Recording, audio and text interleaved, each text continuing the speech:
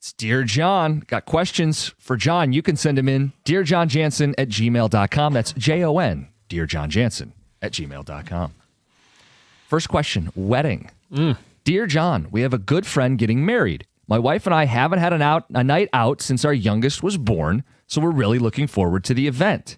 We have a sitter coming that will spend the night so we can party and have a good time. Is it okay for us to just attend the reception and not the ceremony? We want to be there, but we also want to make sure the kids are set up and ready for the babysitter.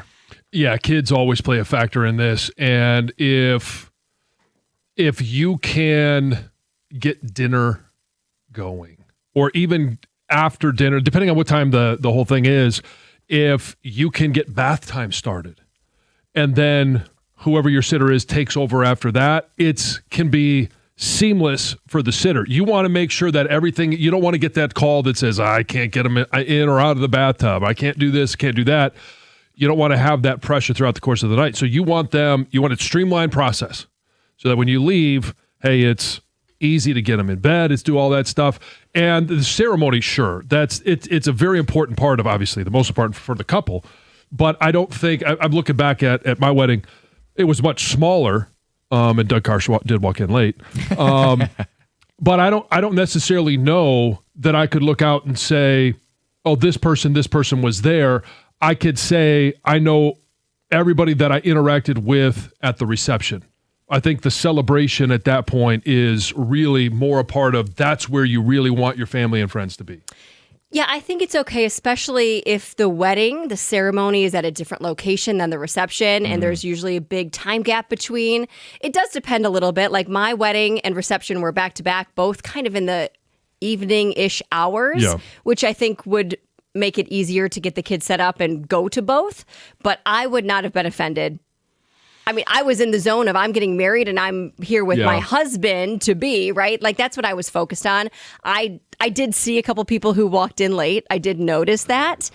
But otherwise, I wasn't looking at who was sitting there watching. Yeah. Honestly, I wouldn't have noticed Doug and Sue coming in a little bit late, other than Dan Deerdorf was the guy that was officiating the wedding. He pointed out. And yeah, is in true Dan fashion, pointed it out as they were sitting down. But it was because of the radio crew that we were a part of at Michigan. So again, I agree with you. Ours was same location. We got married at the Michigan League. So ceremony was there, and right across the hall was the reception. Yep. Yeah, I think your role as a guest is most appreciated at the reception. You're not really contributing anything to the ceremony. If you're there for the reception and you say hello and that's what you're there for. Yeah. That's true, but I would have been disappointed if nobody showed up to this ceremony. Oh, sure, You want people to witness that and witness most your love and people will, commitment. Yeah. And I wonder, how close are you? So it says good friend.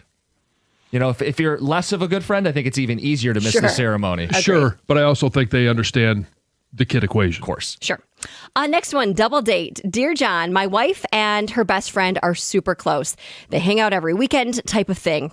So her friend just started dating this guy, so we're now going on double dates. The problem is I have nothing in common with this guy. He doesn't watch sports, doesn't pretend to care about football or basketball. Movies? He's an artsy guy that watches stuff I've never heard of. Strike two. Hunting, fishing, cars, rock music, swing and a miss. How can I make it better? Because part of me really wants to opt out of these double dates. So, just for clarification, I did not write this one, although it sounds like I would get along really well with whoever this guy is. It's okay. You can have conversations about things that you're not interested in. I do like when it's obviously much easier and you can become best buddies if things go further with, your wife's best friend. But I do like asking questions about from other people that have nothing in common with me. But once you drill down, there are some commonalities in different topics. So it doesn't have to be a deal breaker. It doesn't mean you're going to hang out as quote unquote bros.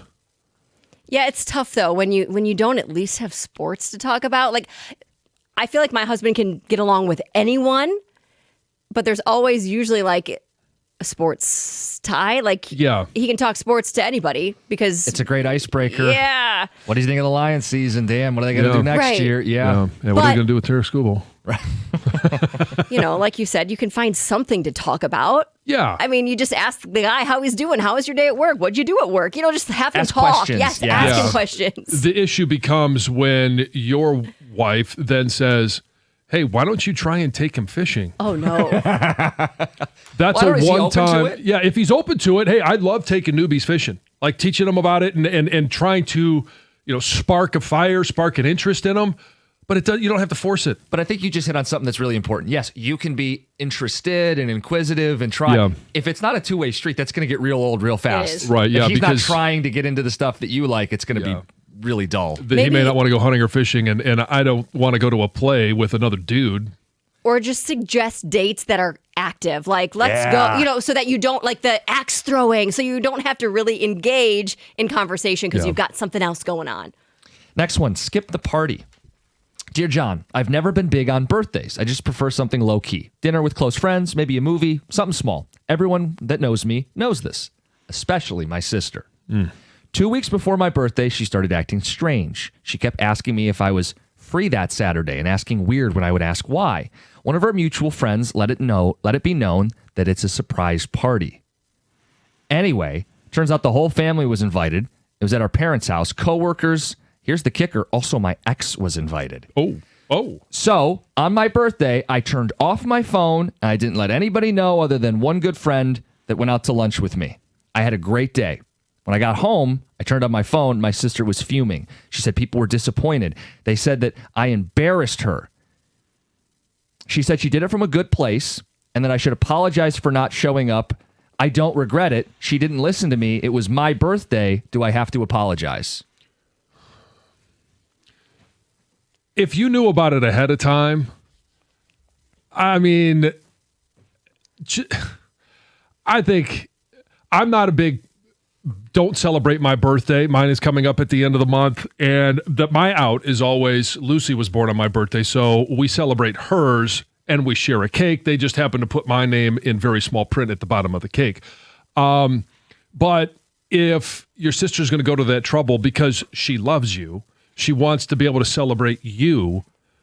I know it's not your thing, but if you knew it was coming and you turned your phone off, you ignored her, yeah, I think that's a D-bag move. I do think you should apologize at that point. Yeah, apologize to your sister, at least to her, let alone the guests that showed up and spent their time and probably got you maybe a bottle of wine or a card or a gift.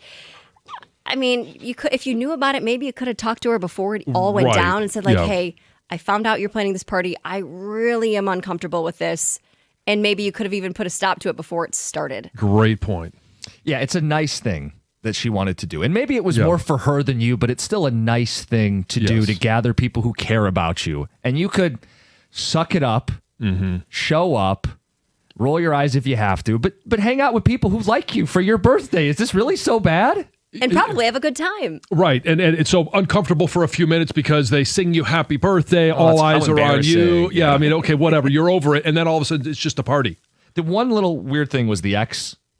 Yeah. Is she trying to manufacture a situation where they get back together because she likes the ex? Maybe they're, good buddies. That might have crossed the line. Was there kids involved? Like, there's more to it than we're. Yeah. Or was it a divorce or was it just a girlfriend breakup? Right. Yeah. Squeeze this one in. Yeah. Study abroad. Dear John, I'm currently a Oh, yes, please. Oh, sorry. You studied several? It says, I'm currently a sophomore in college, debating study abroad. Wouldn't be super applicable for my major, but I could put it towards credits to graduate. I've never been out of the country. I only speak English. I worry if I choose wrong, I'd be stuck for a semester. That being said, it's a good excuse to travel. Should I go? Any recommendations of where? Oh, absolutely you should go. And it kind of feels like a lot of these hit close to home because I have two that are in college. They're thinking about studying abroad. One of them is this summer, and she's going to Italy. Now, I think any of the countries that have programs through your university, because you don't have to take credits that directly apply to your major. You could take a humanities credit that we all need throughout the course of our time. She's taking she's going to be in Italy. How cool is this?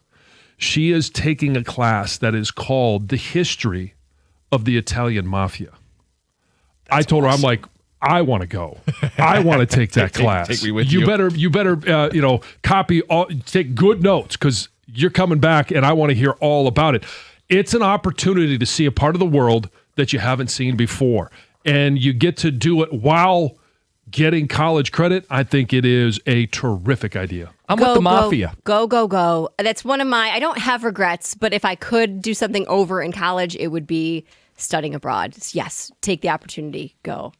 And that is Dear John. Send him in, dearjohnjansen@gmail.com, 97.1.